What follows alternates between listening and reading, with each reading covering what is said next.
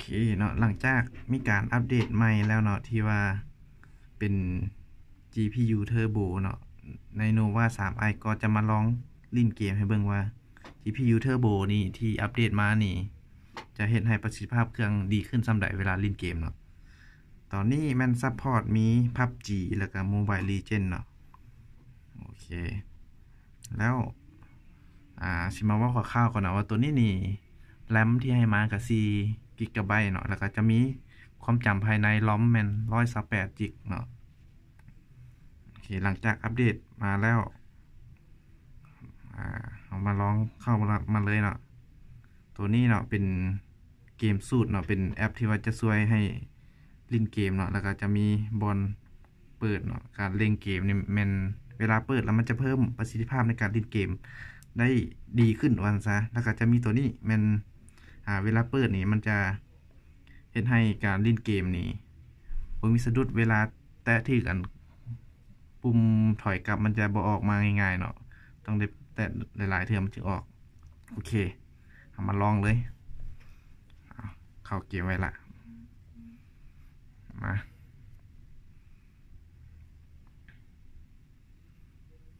ตัวนี้เนาะเป็นหน้าจอ 6.3 นิ้ว Full HD Plus เลยตัวนี้นะแล้วก็มีกล้องคู่ทั้งหน้าทั้งหลังพร้อม AI หน้าจอก็คือที่เห็นเนาะเต็มหน้าจอเลยเต็มเลยบ่มีที่วางแต่บอลนี่เป็นหน้าจอแหว่งตัวนี้เนาะมีน็อตหน้าจอแหว่งทางด้านหลังก็เป็นแก้วอลูมิเนียมกลาสเนาะเป็นแก้วผสมอลูมิเนียมผสมโลหะเฮ็ดให้แข็งแรงหลายขึ้นแล้วก็เงางามโอเคลองเข้ามาเบิ่งนี่เนาะโอเค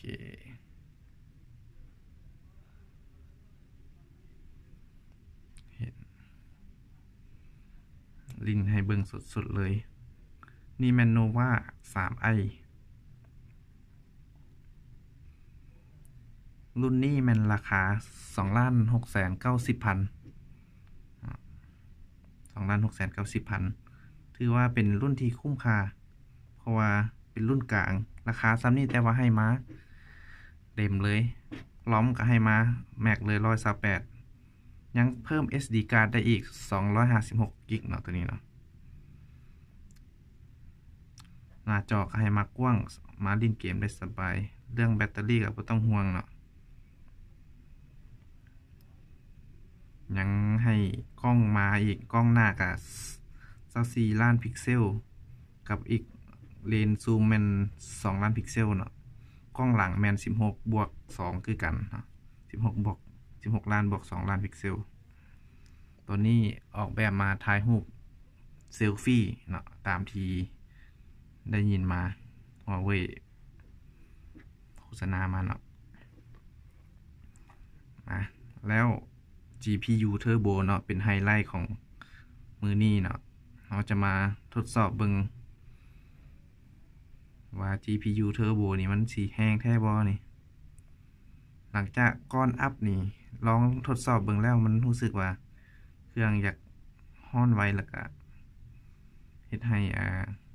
ลิ้นมีการกระตุกแต่ว่าหลังจากอัพแล้วนี่รู้สึกว่าลื่นไหลดีเนาะลื่นไหลดีขนาดตอนนี้ไปแบบลื่นไหลเลยตอนนี้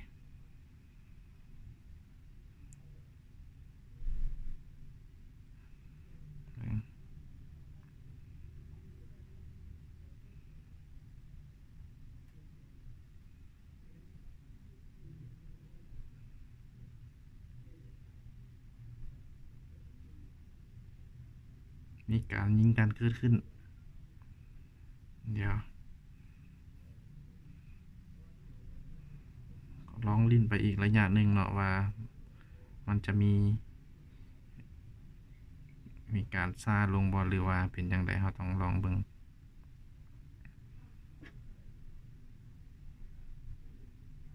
มีเดี๋ยวเร่งแสงขึ้นอีกหน่อยนึง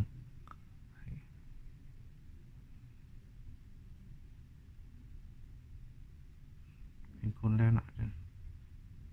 แน่ใจว่าเป็นคนหรือยัง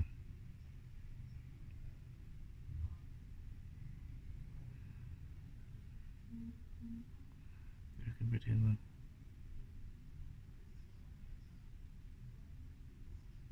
พอมีคนเนาะเก็บสบายเก็บของ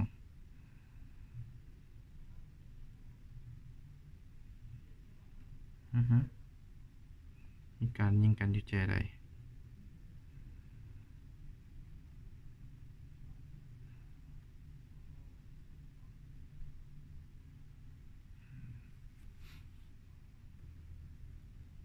ตัดมาเห็นคนคร่าวๆแล้วเห็นคนแล้ว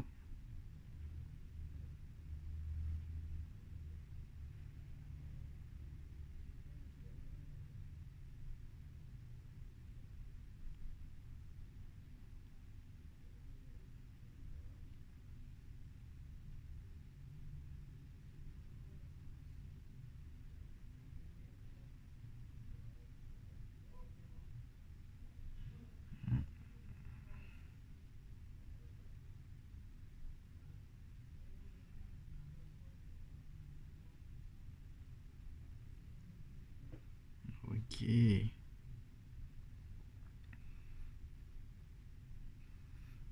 โอเคเนาะเอาไว้ซ้ำนี้ก่อนเนาะลินเกมแต่ว่าสรุปได้เลยว่าการเล่นเกมอยู่ใน Nova 3i แม่นเพอร์เฟกต์เนาะบ่มีการกระตุกเลยอยากให้ทุกท่านได้มาลองเองเนาะตัวนี้แม่น Nova 3i ในราคา2,690,000 กีบเนาะตัวนี้โอเคเนาะขอจบคลิปไว้ซ้ำนี้